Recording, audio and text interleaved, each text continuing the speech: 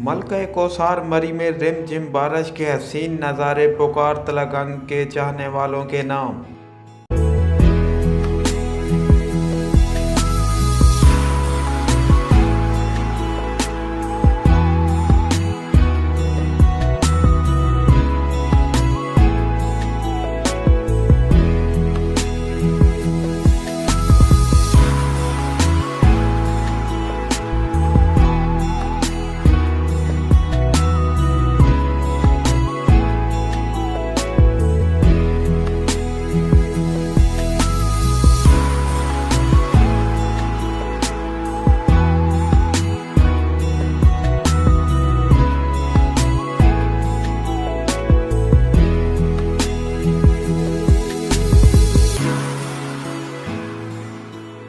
बारिश का लुत्फ़ या तो आप भीग कर लेते होंगे या बालकोनी में बैठकर गिरती हुई खूबसूरत बूंदों और स्याह बादलों से भरे आसमान को देखकर।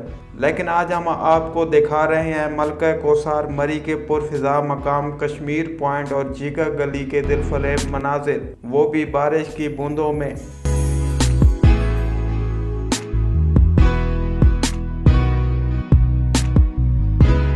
ठंडी हवाओं ने नवंबर की बारिश के साथ मलका कौसार का मौसम इंतहाई खुशगवार बना दिया है। स्याह रिमझिम और खुशगवार मौसम से लुत्फ़ अंदोज़ हो रहे हैं।